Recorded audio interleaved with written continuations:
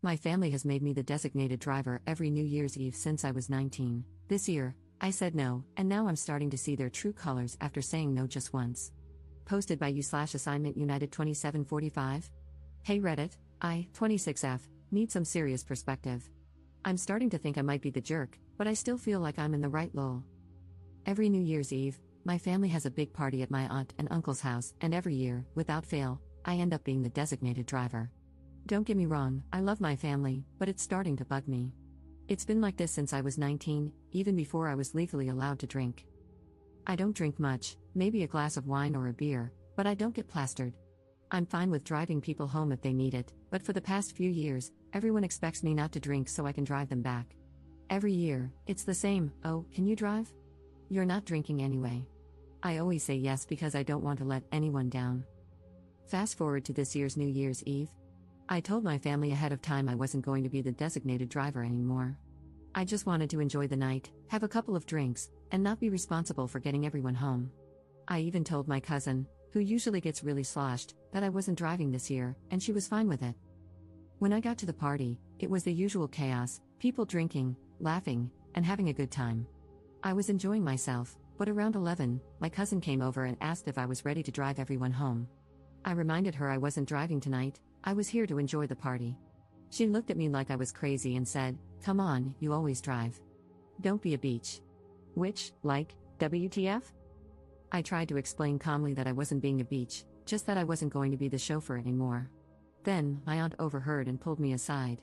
She lectured me, saying, "We all agreed last year you'd be driving. You know how much we rely on you. Everyone else is too tipsy, and Ubering is so unsafe. Just drive this one time, for the family." I felt a ton of pressure but refused. I told her I'm not their chauffeur and wasn't going to do it again just because no one else could figure out their own ride. My aunt got upset, saying I was being selfish and that we're family.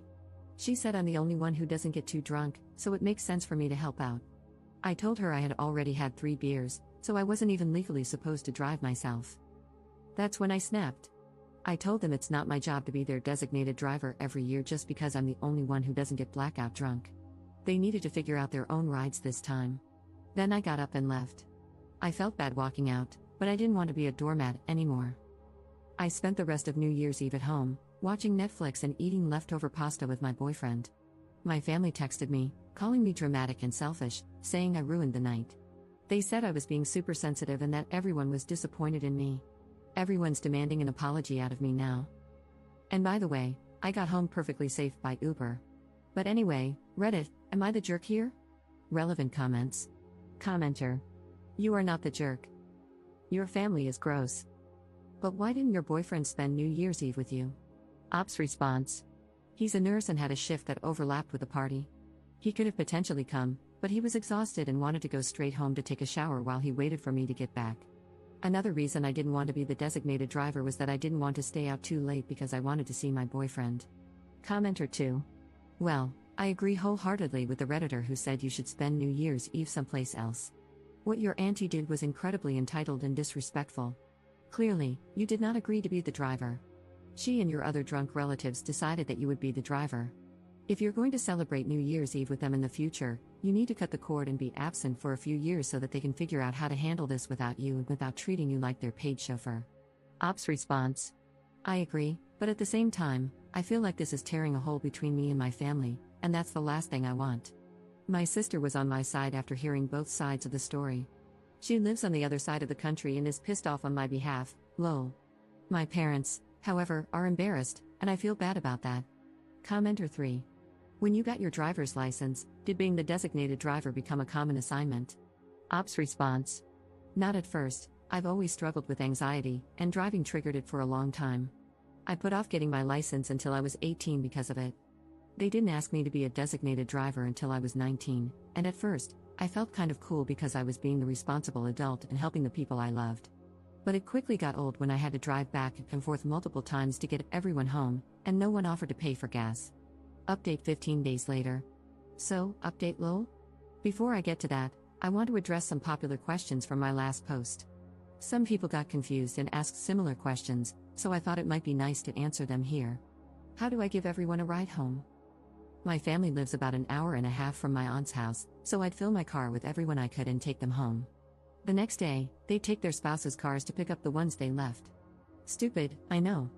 How did I get home? I got an Uber. Why was my cousin asking to leave at 11? She was drunk and probably had no idea what time it was.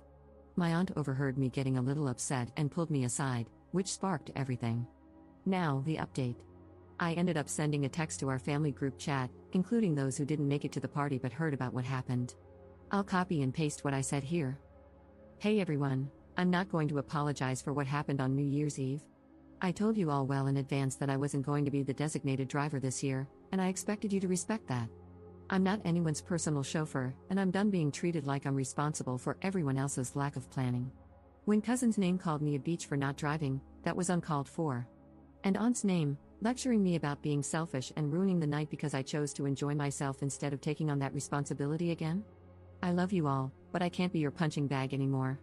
I'm not going to keep letting myself be the one who sacrifices for everyone else's convenience. I've done it for years, and I'm done. Next year, I think I'll be spending New Year's somewhere else. I wish you all safe rides home and hope you'll be able to figure something out. I'll be taking some space from everyone and hope you will understand. I then made the painful decision of blocking my parents, who have been calling me terrible names and making me feel like complete crap since this happened. I never realized how dark my childhood was with all the gaslighting. My parents are probably the reason I have such severe anxiety. My sister and brother are on my side and equally pissed off at our family, so I still have them at least. I really do want to thank you all. I've always known something was off with my family, but I never realized how much I was taken for granted, how unloved I felt, until now. Thank you for helping me realize that I'm worth more. And to end on a positive note, my boyfriend is now my fiancé. A few days after my post, he proposed. His original plan was to take me to see some cutesy light displays in our town after I got home and propose there, which made my heart melt a little since I knew he was so tired after working lol, but when he saw me walk and crying, he read the room and switched things up. When I was feeling better, he took me to dinner and proposed there.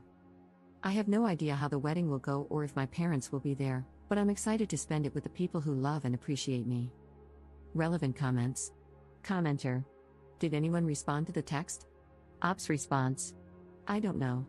I blocked everyone who went to the party or asked me to be the designated driver, and then I removed myself from the conversation. Commenter 2. Wow, first off, congrats on the engagement. It sounds like your fiancé is a keeper, he's got that perfect read the room and propose when the vibes are right energy. Honestly, your text to the group chat was iconic. That's some real main character energy right there, setting boundaries and refusing to be everyone's unpaid Uber anymore. I'm glad you stood your ground. You deserve better than being treated like a backup plan for their poor planning. The fact that your parents doubled down with the gaslighting just proves you made the right call by blocking them for now.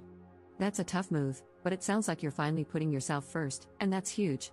And shout out to your siblings for having your back, sounds like you all are the real MVPs of the family. As for the wedding, focus on the people who truly support you. You've already got your siblings and fiancé in your corner, and that's a solid squad.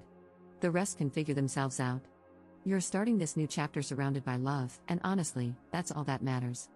Ops response. He's the best, he's always had my back with my family. He wanted to come with me to the party to support me because he thought they might act up, but I knew he'd be tired after working, so I told him not to worry about it. He also helped me write this post and has been reading all of your comments, lol, and he says hi. Commenter 3. Congratulations on everything. Please let your parents know that they are uninvited to your wedding until further notice. You don't want to hear from them because their behavior was atrocious, and you will no longer tolerate any disrespect. Ops response. They don't even know we're engaged.